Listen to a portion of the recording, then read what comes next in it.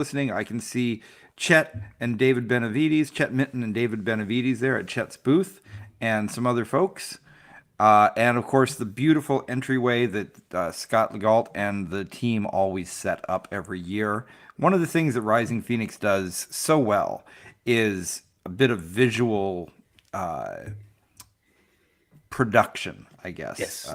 a visual experience. Because Scott Legault, who is the founder and I don't know runner of the game of the convention, is a carpenter by trade and a very skilled one, and so he's built castles and crenulets. I don't know what the word is for it, but Mm-hmm. all these things that are always around there. You come in and there's banners hanging, people show up dressing great. It's a smaller convention, as 3 day weekend conventions go. I think about maybe 700 people, but it punches way above its weight. Yeah. So this year we were a sponsor again. We're always proud to be a sponsor of Rising Phoenix. Unfortunately, I didn't have my act together to get my hotel room in time, so I was driving back and forth, 2 hour drive each way every day. Right. So I didn't spend as much time outside of the game room as I usually do, but that's okay. First thing I wanted to say though was thank you uh, to everybody there, especially Scott. So they really did a good turn for us. I don't think the picture had it showing there, but we had ModCon standees around for our convention, ModCon, that's coming up on May 30th, and in the Rising Phoenix program, which again, look at that great art by Chet Minton. Look at that. Always great stuff he does. Look at that incredible stuff. If you when you picked it up, stuffed inside of it was a quick start guide for Top Secret. We did a little bit of a review. We got it down to just a single sheet. It was previously a bifold, but that's because one sides was a character. It wasn't really that useful because with this glossy paper, you couldn't write on it anyway. So I cut it down to just the rules and made sure that this time if you got this thing and you went to, or if you do go to the URL Top Secret RPG /start, it takes you to a start page where there's a bunch of free downloads, everything you need to play. Also has all the rules that you need to play. So everybody had that. They were walking around with it. When I was running my Top Secret game rule, they also got, this is a really fun thing that we did. With everybody who came and registered, they got this Top Secret pen. Let me turn it the right way. I'm just going to show off a few things about this. So, because first of all, you've got a phone holder on one end. You can put your phone in here and it'll stand up. You've got a stylus. You got a little QR code. If you're watching this video right now and you scan this QR code, it will take you to the page with all the free downloads. Yeah, you But can here's, pause this video and scan Mhm. that right now and go download your Go get your stuff. right. And then here's the thing, it's a spy pen. Well, it's a pen, first of all. You can write with it. It's a very good pen for writing. But it's a spy pen because look at that. There is a hidden message inside. There's about, and it's got the rules that you need at the table.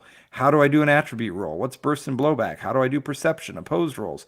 Everything you need is right there in the pen. Combat rules.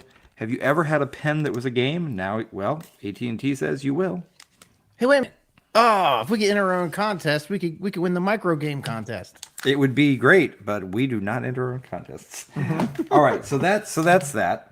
But then, even better, in the program guide itself, if I flip through gave us a full page about those giveaways. But then the best part was inside back a nice full page ad for ModCon. Nice. So anybody that wants to go to modcon.games could go and sign.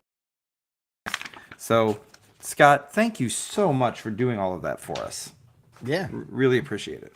hooked us up. Yeah, so it was great. Lots of games running.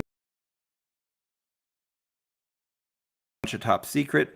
And I just wanted to show a couple of things that I had experimented with. So the first this in person in just a minute. Okay. But whatchamacallit, toolboxes that big hit with everybody. I thought those would be good for tackle box for gaming, but the Harbor Freight ones makes it kind of awkward. Home Depot ended up saying, we're going to get in on this too. They partnered up with Husky and miniature toolboxes for $20. And I have my dice in one of the things. I'm just going to show this off. I apologize to audio only folks. You're going to hear a little noise as I move this around. But so here's the box. Also perfect for putting all your stickers on it. That's always cool. We got some Neon Lords, some Fairhaven, some everybody. All right. But then drawer. So as I say, I'll get my dice in there. Another drawer that's got Xbox cards. So when we're running Damn Good Minivan, there it is right inside. And then on the top, if I can lift this up, the first space for things. And this is the last thing I wanted to show off. So I will hold these up, but then we'll go to the picture that I took of the little wooden cubes. Let's go to the next one. There we go. Okay, so this is the game this weekend at Rising Phoenix. And we were playing The Bank Job, which is part of that we released a while back. And, getting basically these cubes have become my minis. You can go to Dollar Tree, and I'm guessing stores are going to have this, and they're going to sell you a bag of little wooden cubes for $1. Those little wooden cubes, you can write on them, and you can do all kinds of stuff. So I was like, hang on a second, I'll just write on these. So I wrote the first letter of each character on there, or in this case, the baddies that they were going up against was a group of Italian anarchists that were taking hostages at the bank. So put a little anarchy symbol on each one of them. That's that. And then it's a little hard to see in the photo here, but there's a row of cubes all lined up on the map, and that's on the first floor of the bank. Oh, wait, that's the hostages? Each one has a little dot on it. What I did was I put a little dot so that I would remember, which hostage was which. But they had to find one particular hostage because that was supposed to be the contact that they were meeting that they were supposed to rescue and so what I did was on the bottom of one of the cubes, I wrote for the name of the hostage, Zhang, and then turned it over so they couldn't stop which one he was. Infinitely flexible, incredibly cheap, little wooden cubes. Yeah. So anyways, great games, great players, always have a great time at Rising Phoenix. There'll be another one in a year. Don't forget the hotel room, because I did. But that's okay. Just live within driving distance. That helps too. Right. All right. Used to live. Yeah, you used to live in Berkeley. This was my friendly local gaming store. Oh, okay, cool. So you've been here before. Oh, San Francisco in the 90s. This was I would go across the bay to go to games of Berkeley. Even better than the old one. Okay. I saw other pictures and I was like, is that another place calling to Berkeley? That must have been the previous location. Town, next to the BART station, super good location, but Berkeley hates business. Berkeley, if you're not a chain store that has no roots in California, or a sci-fi that is causing their brain to melt, Berkeley doesn't care about you. Berkeley is it's wonderful people. It's an incredible place with a government that is possibly the worst municipal government I've ever seen. Wow. They're just useless. They do nothing but argue about Palestine all day instead of worrying about. And so as a result, the Games of Berkeley location downtown, the landlord drove them out. They drove their rate sky high and they replaced it with like a Bank of America or something. But they were luckily able to find another space up off of College Avenue, right next to the campus. So probably better for them, to be honest. Better. Well, if the other building is the one that I saw the pictures of, that was like really drab and boring looking. This is awesome. Yeah, it was boring looking. I always thought it was really nice and everything. In retrospect, seeing what they did with the new one, it's nothing compared to the new one. Right. I mean, look at this new one with the beautiful murals all over it. And the inside, I don't know what was there, but that cool domed mirrored roof they didn't do that. That was already there. Right. But that's very cool. Very lucky to get into that space. For sure. But it seems to me that is a very long time for a game store to be in business continuously. Oh, yeah. I mean, the only one I know of that has been longer is The Complete Strategist in New York, which Slozing. Oh, And then actually no, there's also in Chicago there is oh, I forget the name of it, but it's Chicago. But it's rare for any store. Games of Berkeley is one of the rare few. I mean, I really like the fact that it says since 1980. So they opened in 1980, which is the year I started gaming. So Nice. they've been in business since I started gaming, which seems like, 2 years ago, right? They opened for you. Right. Because it was only like, a couple years ago that I started gaming, right? Yeah. So anyway, so they've been No, Peter. The '80s have been over for over at least a decade now. for at least a decade. It's been like a decade since the '80s ended.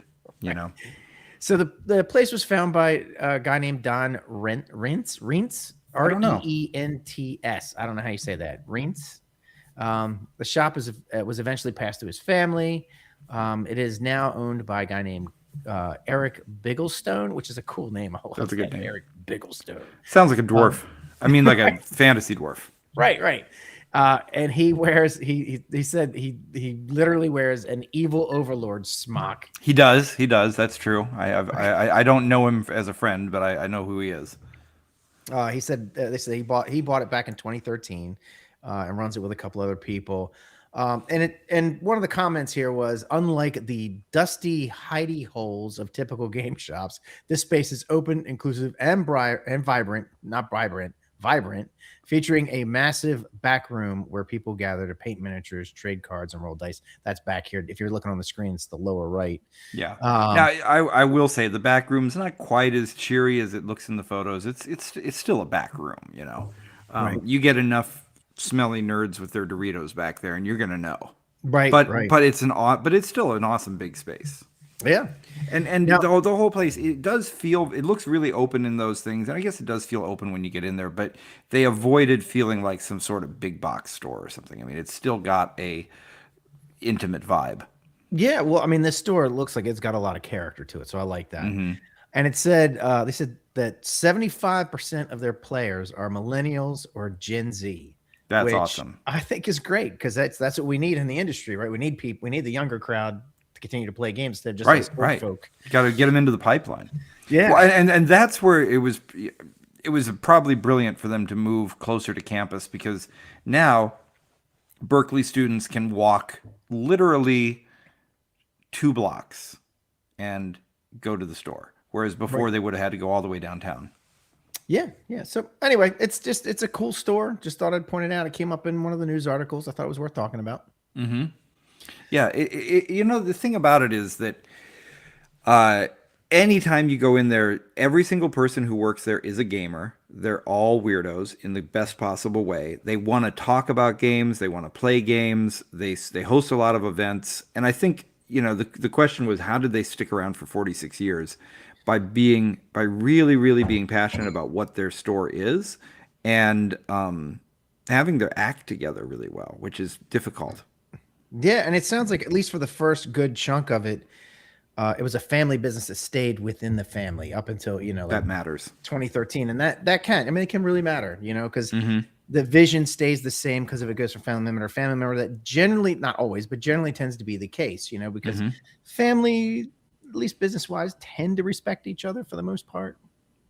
I don't know. I think family, if there's anybody that can fight, it's family. But I think, makes sense. Within a business setting, Yeah. And I think the thing, if I had to boil it down to what has made Games of Berkeley successful for 46 years, is that they engender loyalty in their customers.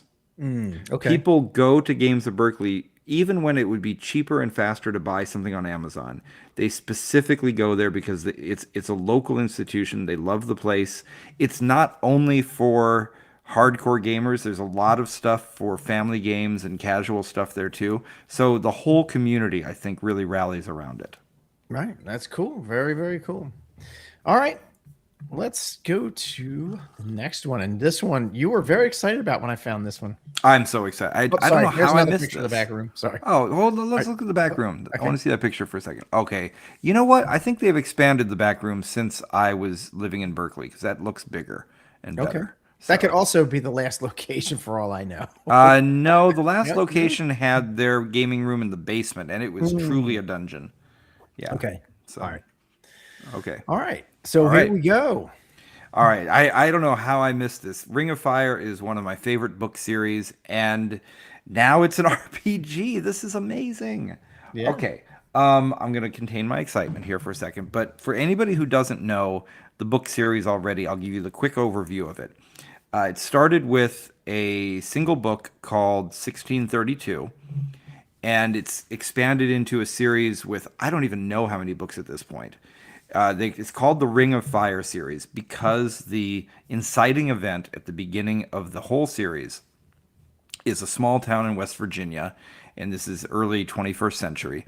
A small town in West Virginia is transported whole. The whole town is transported to what is today Germany Mhm. in the year 1632, right around the beginning of the 30 Years' War. And the town just shows up. It spends very little time explaining how it happened. There's just a ring of fire, literally, that shows up around the town. Nobody can get out. And when the ring of fire goes down, they discover that the rest of the United States is gone, and they're in some place they don't know where they are. They don't know when they are. It turns out to be the I don't know what was in Germany in 1632. Was it still the Holy Roman Empire? Was it No, I think I think at the time it was referred to as I think it was called Prussia at the time, wasn't it? one of the parts was Prussia? Prussia, Yeah, right? Because there's a whole amalgam there. Like yeah, Germany, the country that is Germany now is a very modern, very modern concept. from like the late 19th century. Or yeah, right.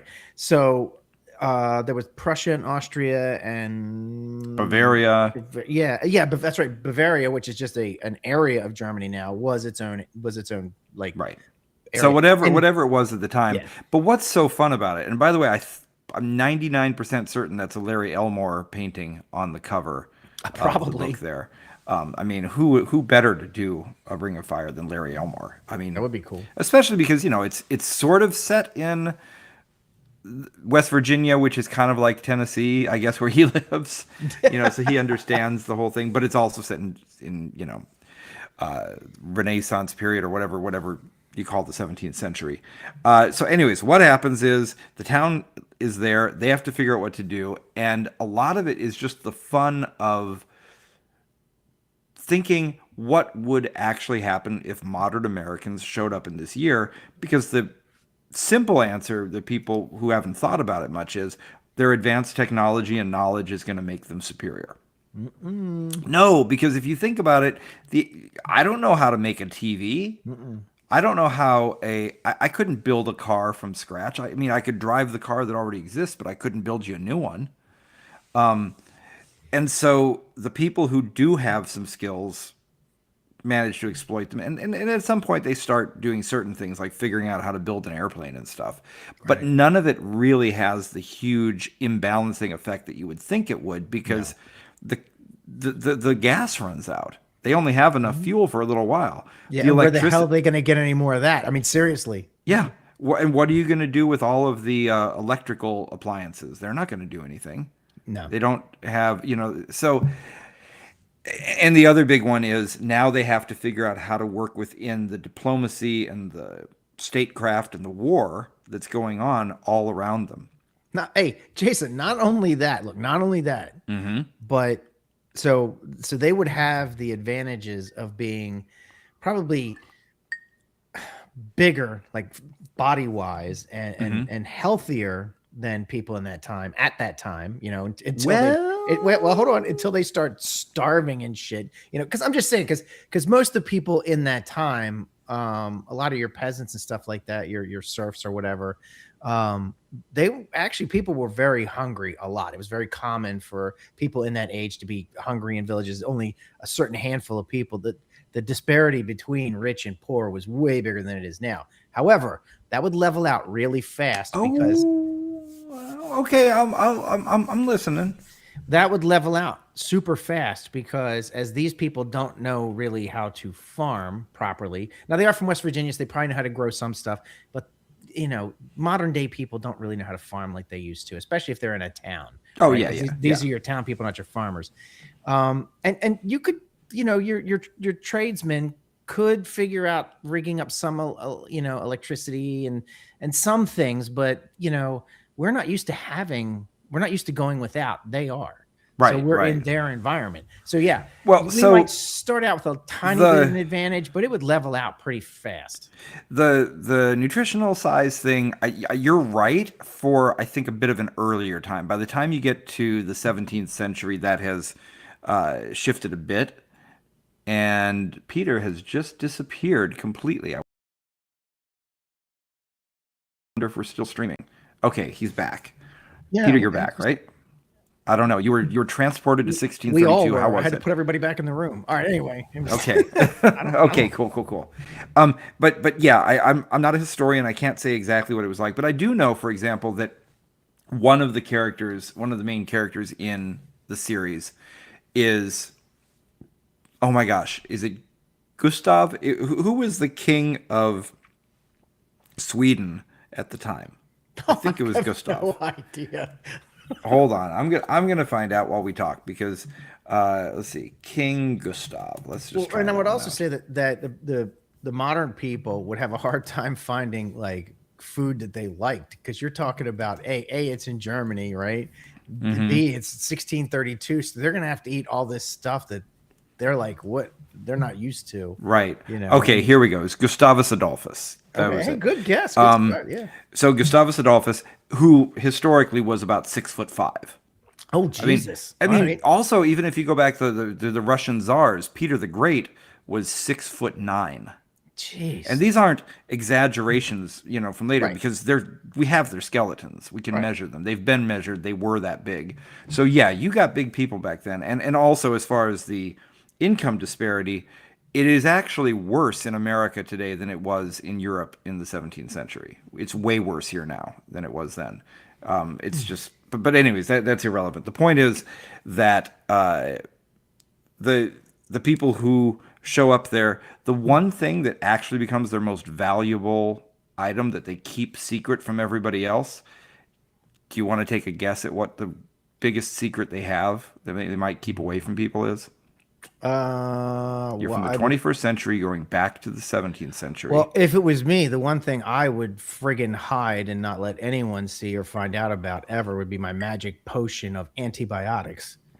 Oh, actually, okay, before I say what the secret thing is, that's a good point. Medicine. Because like, you've been saying all the things that they wouldn't have had yet. Medicine is a big one of them, right? Oh my And God, yeah. so the local hippie who's been in trouble for growing pot all these years suddenly becomes one of the most important people in the town I can see that. Yeah, yeah. because now that they're in the year 1632, the everybody's like, well, I don't think we have American laws anymore, do we? And they're like, no, I guess not. All right, grow all your pot because we actually need that stuff now. Oh yeah, yeah. That's your best painkiller right there. It really, yeah, it's good for so many things, so many things. And Simon Harding in the chat points out this is the same time as the Three Musketeers in France Oh, for cool. another game that I like, En Garde.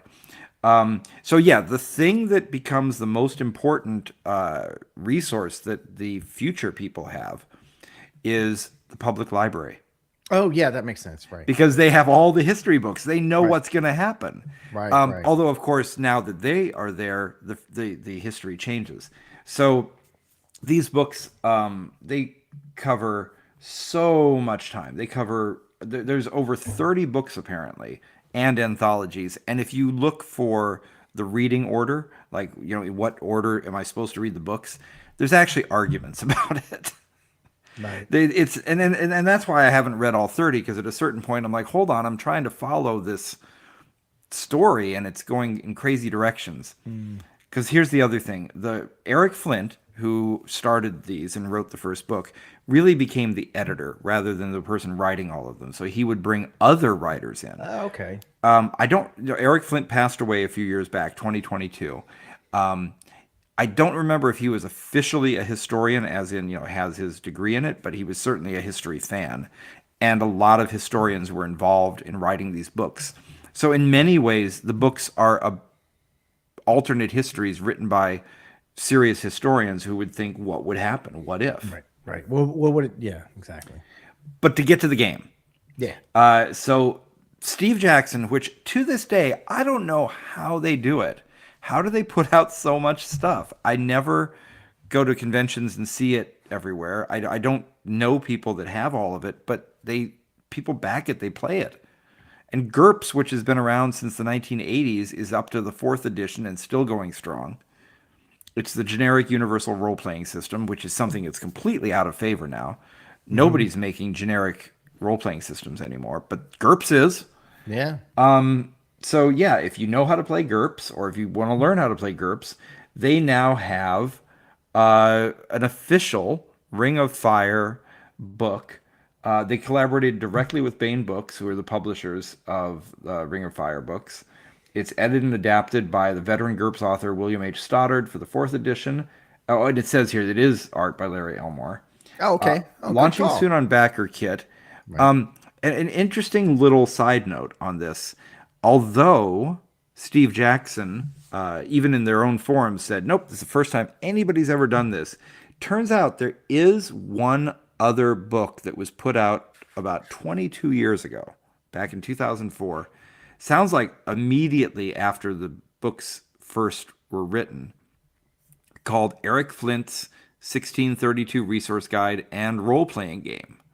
So you can get the RPG to that. You can get the PDF of the RPG. So maybe that's an extra little thing you can go and pick up. But either way, I really want to play this. I've got to find people who are fans of this book series who want to play this game with me because it sounds so good. Yeah, that sounds like a lot of fun because, I mean, it fits for a role playing game very well, especially for today's gamers, because you can imagine what it's like to be you back in that time easier than it would be for you to imagine someone from that time, say, being in this time, or you being somebody from that time. That's hard to imagine, but it's not hard. It's not nearly as hard to imagine, hey, I'm back in this time. What would I do? Yeah. And Dale Innes loves GURPS. He's saying in here, and I agree with him. When I have played it, it's been really fun. There's GURPS Discworld, of course. Everybody that knows me knows I love Discworld. Simon Harding, Simon, I hope you'll be in the Discord after the show tonight because I would love to talk to you about 1632. He says he saw the fiction in the library, tried but couldn't get into it. I'd love to hear why. Maybe I can talk you into it or something. We'll see. But yeah, so Jason's excited. Yeah. 1632 is a game. Let's do it. Right. All right. Moving on. Yeah, moving on. Oh, it did the thing to me. Hold on. Okay, well, the next story while you're getting ready is going to be about the board game fellas, CMON, NFTs. I got it. Here you go. It. Yeah. All right. So CMON, it says to invest 2.1 million in NFT game video game maker. What exactly is an NFT? You know this, all right, right? So first of all, I think that this story, when you get into it, is going to, what it really is they're about to die and they're grasping at straws because NFT, it stands for non-fungible token. When, I don't know how many years ago it was the hot thing, 4 years ago, something like that. Yeah, something like that with the monkey stamps. All right. So if you know what the blockchain is, like Bitcoin, right? There's all these coins that exist on the blockchain. All the blockchain really is, it's a way to prove that something is unique. So it's this data file that everybody has a copy of. And if you say, I have a unique digital item, then everybody has a copy of that ledger. It's like a digital ledger, and their computer can look up in the ledger and they can say, yes, that really is the unique item. That's legit. Right. It's sort of a way to have a certificate of authenticity for any digital item. Right. The blockchain is mostly used for cryptocurrency. Right. But it can also be used as a way of certifying that something is legitimate, like say a JPEG. So the joke or the thing everybody makes fun of is that a few years ago people were literally just making images. Some monkey, I don't even remember what it was. Some ape. That was the big one, yeah. These were crazy. People were speculating on them. They were selling them for thousands, tens of thousands, sometimes hundreds of thousands of dollars. I don't even understand what they were thinking. The closest way to compare it to anything is the Dutch tulip market of the 17th century. Yeah. And it was a bubble that grew and grew and grew, and then it burst. And all the people, like, I don't know, Corey Feldman or whoever, that were holding on to these things that thought they were millionaires suddenly discovered that their JPEGs were worth zero. Right. Of course. So, but you can use NFTs. Like, let's say you want to make a game. Like, let's say you have a collectible trading card game. Right. Magic the Gathering. There was a story we did not do this week that I was thinking about, but I thought I don't know that much about Magic. But it was a story about the most expensive Magic cards ever, right? And I think the Black Lotus is the one everyone knows because everyone knows, yeah. But there's like several in that family, right? some celebrity, I don't remember who, maybe Will.i.am, who knows? Some celebrity spent $3 million on a Black Lotus card. Like, but the thing is, when he bought it, he had a physical Black Lotus card. I'm holding up a Hot Wheels right now to show what a physical item is. So in case you don't know what physical items are. In case you don't But when understand he that concept. Yeah, so he paid $3 million and then he had a physical card and you could verify it by looking at it. Similarly, if you have a digital trading card game and you want to verify that the person with the card has the only copy of it, an NFT is a digital way to say, yes, you have the only copy of it. Right. Okay. So they're in trouble. CMON's in trouble. And so they're pushed, they're betting on a push into video game development and blockchain based products. And there's a $2.1 million investment in NFT game maker Blissful Link. Blissful Link. Never heard of him before the Never story. heard of 'em, right? Yeah.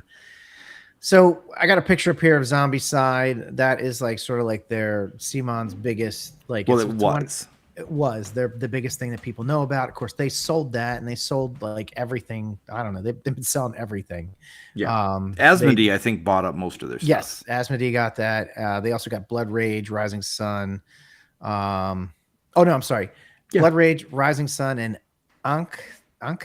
Oh, they went to Tycoon Games. To Okay. Tycoon Games. But yeah, but So, the point is whatever. they sold it all. sold They everything. they raised a ton of money and they're still in trouble. So yeah, and I don't understand. I don't understand somebody flubs this so bad, but like, check this out. So you put this picture up.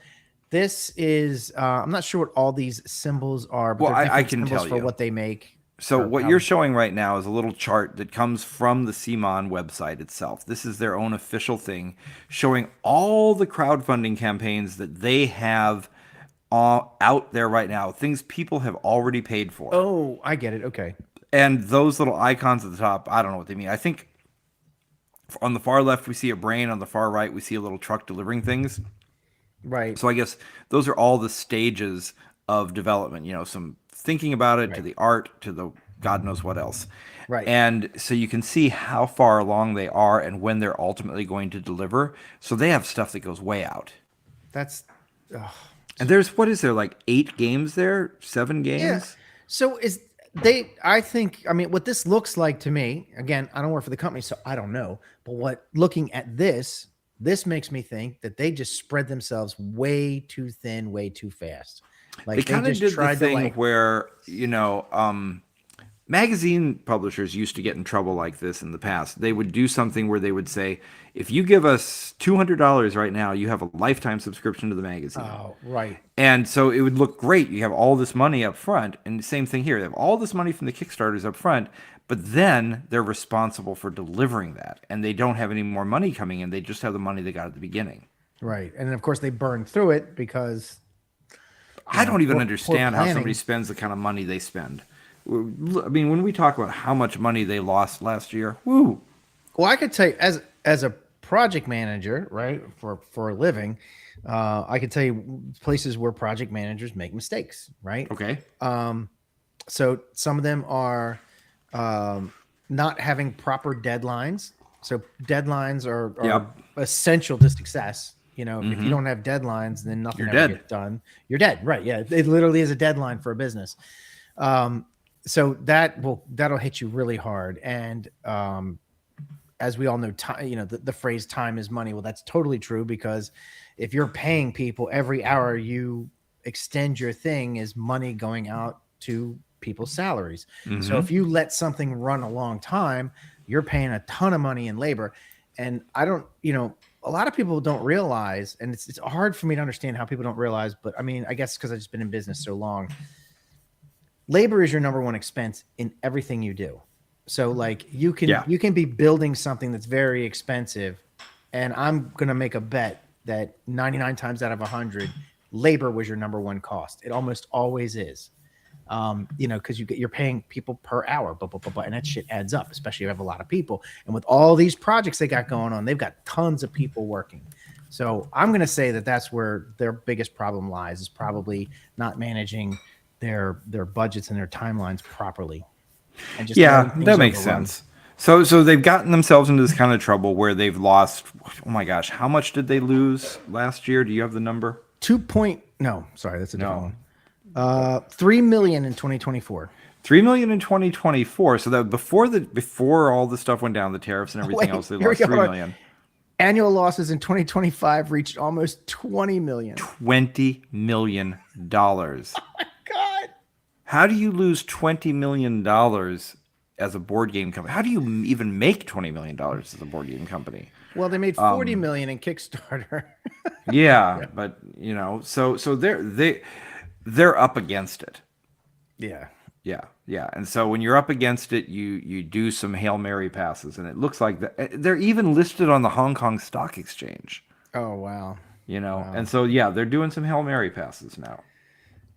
So we'll see what happens. I mean, it doesn't look good for them. Yeah, so their current Hail Mary pass basically is they've put $2 million into this NFT company. They have a game that they make called, I don't know, it's something stupid. Capverse.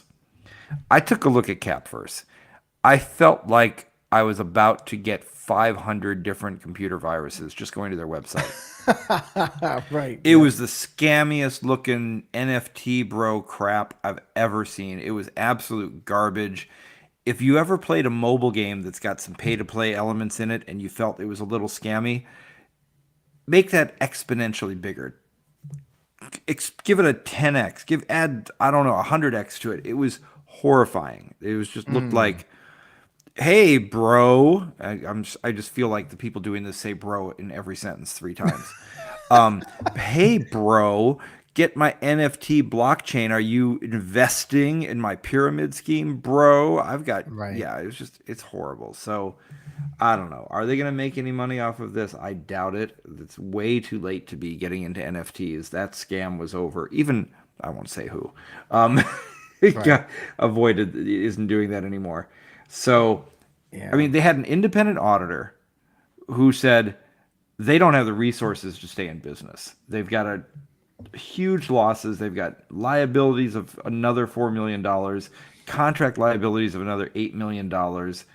There's no way they can make it. And the CMON directors said, no, we can do it. We got some look, NFTs. I'm no financial advisor, but you said they're on the Tokyo Stock Exchange. Or what'd you No, say? Hong Kong. Hong Kong Stock Exchange. I probably would not invest in their stock. That's just me. No, now is I don't even think you'd be able to short it at this point. I don't think you'd find anybody who'd be willing to take that short. Right.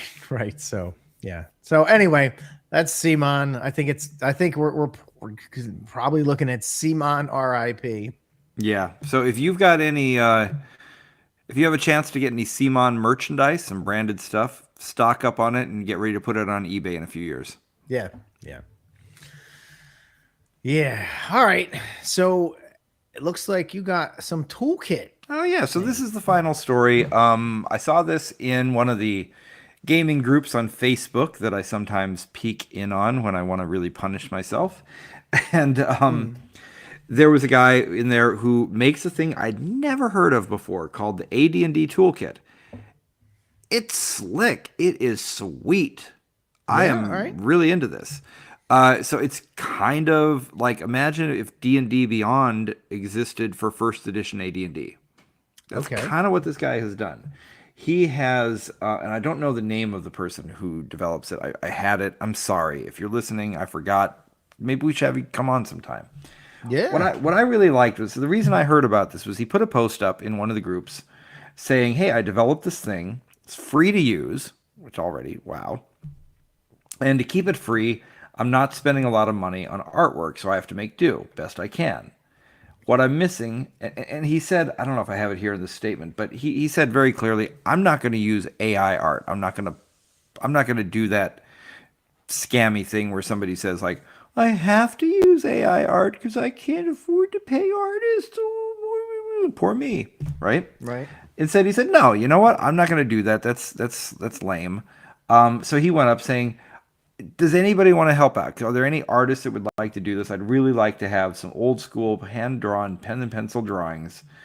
And would anybody like to help out? So I'm going to tell you what this thing is, but if anybody's listening now and is an artist or knows an artist, I think this is a noble effort to donate some of your time to, or maybe just give him a good deal on, because I really like what he's doing. So what he's done, he calls it a mobile optimized digital character sheet for players that integrates with a variety of tools. Supports for AD&D First Edition, Unearthed Arcana from First Edition, as well as AD&D Second Edition, and even some optional homebrew, but they mostly adhere to the AD&D core rule set, First Edition. So we got a picture of it up on the screen here. You can see, for example, this Witcher that he's created with all the stats. You got a digital character sheet that looks beautiful, looks easy to use. Yeah. It automates a lot of the rules like encumbrance, movement rate adjustments, weapon versus armor type modifiers, etc. What I really love is he has designed this. We're showing the desktop version, but he has designed this to be mobile optimized. So if you're sitting at your table and you just want to use your phone as your character sheet for First Edition AD&D, here you go. Nice. All right. Yeah, it's got a multi-tiered inventory system. Live calculates your movement rate based on your weight. It's got spell management. It's got campaign connectivity to your own campaign. The DMs can put magical items in the player's backpack that remain unidentified, so the DM knows what it is and they don't. Oh, that's cool, man. It's so cool. It's got So you could time have like, tracking. so you could have like, it could just say golden orb, and you don't know it's this orb of blah blah blah blah. They can Right. do all this stuff. It's just, hey DM, I got this. It says my backpack. I have this thing called golden orb. I'm gonna take it to the wizard to have it, figured out or whatever, and then he could reveal it to you. Yeah. Yeah, Okay, very exactly. cool. Very It cool. manages all kind. It manages time tracking. It even manages the age of your character. So, because in AD&D shit. First All right. Edition, your age can change some of your stats over time. Right. It lets you track diseases, chronic conditions, all kinds of stuff. They've got a really active Discord. There's a community hub for players to find each other. I just love that he's doing this. It looks like a real labor of love because, like I said, he's giving it away for free. So you can go to adndtoolkit.com and try it out for free if you play First Edition, which I do. I'm not a big fan of using digital tools for, at the game table when I'm playing First Edition, so I probably wouldn't bring my phone, but I would probably print it out. Just because I like to keep that stuff away when I'm being immersed in a game. But I am a fan of having digital tools for your game Right. because even when AD&D was brand new back in the 70s and the early 80s, I don't know what year it came out, but sometime in the 80s, there were a couple of toolkits, digital toolkits for AD&D.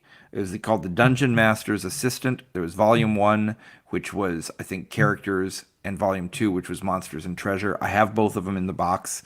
They run on the Apple II. I use them. They're great.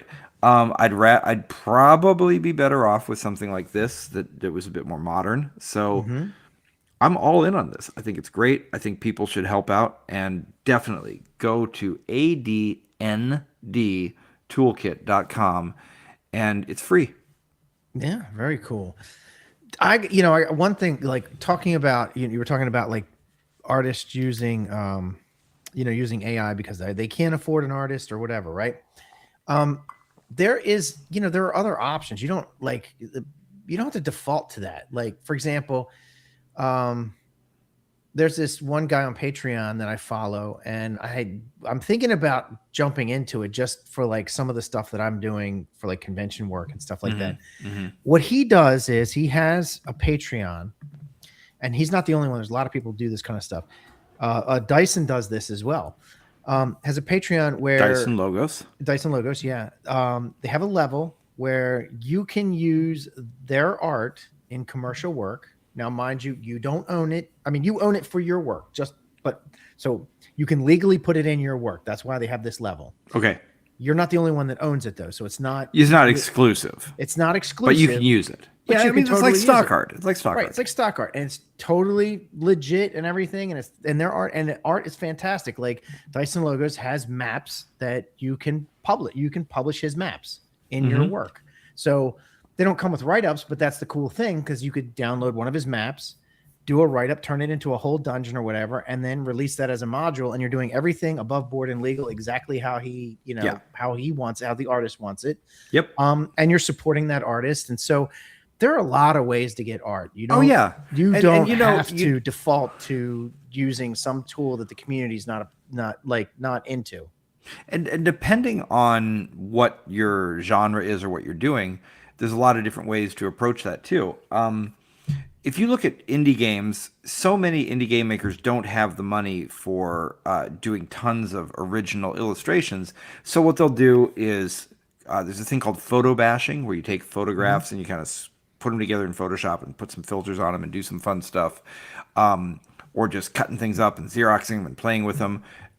Having some art you've drawn yourself that might not be the best, but it's interesting.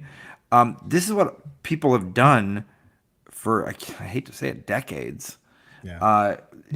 And that's the charm of a game, is like seeing what the creator came up with. How did they come up with a way to do visuals?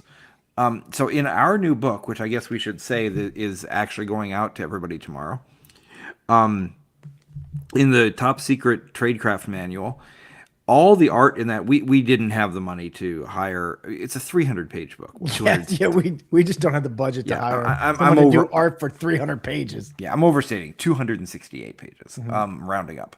Right. But it's a fat book. And so what I chose to do is I said, we're going to go with a different look. And I took photographs. I licensed them all, from stock photography and Unsplash and stuff like that. And then I went in and I manipulated them and I messed with them and I made them look like old Xeroxes and crazy stuff. And I said, okay, that's the look we're going for this time. It was a ton of work, but I was able to afford to do it. And sometimes people will argue, well, how is that better? Because you're still not paying an artist. It's better because I'm not stealing from an artist, Right, because no. AI art is stolen from, it is not the same as somebody simply getting inspiration as a human. I actually made that argument at the beginning when what was it, Stable Diffusion or whatever first came out, and Midjourney, whatever. Midjourney, yeah. When these things first came out, I was like, oh, it's kind of interesting. And I even went on and I made some AI art, so to speak. I didn't make it, but you know what I mean. I prompted some AI art and I played around and made up some fake pictures of a Flash Gordon movie or something. I don't know. And at the very first moment, I thought, well, it's just taking inspiration from people. People take inspiration from people. That's fine, right? But the more time I spent looking at it and talking to people, I realized it was a big difference, because if a human artist takes inspiration from another human artist, they're still working at a human scale. If a computer does it, they can pump out 1,000 images in the time that it takes you to eat lunch. It's at a scale. It's kind of like counterfeiting. If you suddenly flood a market with counterfeit dollar bills, the dollar is going to lose its value, because if once there were $100 bills and now there's $1 trillion of bills out there, everybody's going to know they're fake. It's not worth anything. That's kind of what it's like. It's counterfeiting humanity. And so if you're using that stuff, what you're really doing, even if you're just doing it for your kid's birthday party, you're normalizing the idea that a computer can just make some art and it counts. So I really think just ditch it all together. Let the computers do the drudgery. Let the robots clean the floors so you, the human, can do the art. Don't flip it around. Don't do it the other way around. I want to touch on the other aspect of this where you're talking about, like stock art and stuff like that. Hmm. Now, I don't know if the artists are being paid back properly or whatever, but these artists, they enter into this agreement. They want their art on the site and for you to use it. Yeah. This is an agreement they're doing willingly on their own. They want to do this. Yeah, so my main sources are Unsplash, Adobe Stock, and a couple others. And on Adobe Stock, if somebody puts their stuff up, I pay a monthly subscription for it, and when I download it, they get some kind of money. Not a lot, but every time somebody downloads their art, they get some pennies. Like I have Envato, right? It's Oh not the yeah, that's best. another one I use. It's not the best. I don't like Envato for their artwork as much as I like it for their fonts and their sounds and Tools. Their music. tools and are great. Yeah. Tools are fantastic. Their art is No, we should do a show just about Envato Elements because I pay for that too. It's a great subscription. it is. It is great. And then there's another source that since we're talking about this, it's useful for game creators. I'm assuming we have game creators here, so it's another source for game creators. Is United States has a government website that you can download images that are taken for government purposes. Oh, and because they're yes. paid for with tax dollars, they're open. They've Yeah, been paid for. everything the U.S. government makes is free because we paid for it already with our tax dollars. Right. There was actually a site that I used a lot. I don't have it at my fingertips, but for the Tradecraft book. By the way, thank you, Dale. Dale Innes said, I can't wait to get my copy of the Tradecraft book. Since I bought my NWO box set at page 3, I've been exploring it, and Tradecraft sounds like it's going to add a lot to the game. Yeah. So Oh, thank you, Dale. Yes, 286 pages worth. Yeah, 68.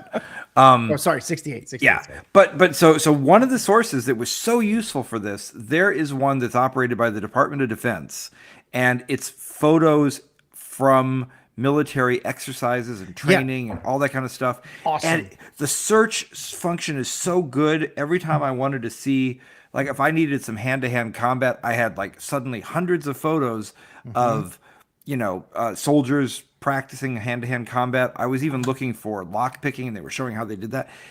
It was great. So I could go get the photos, and then and actually Hanai, my wife, who helps a lot with a lot of our stuff, was the one who found that. And then I take them and I put some halftone and some photocopy and I draw them around and I rip them up. It's great. There's so many resources. If you're doing a historical game, NASA has one, right? NASA has one.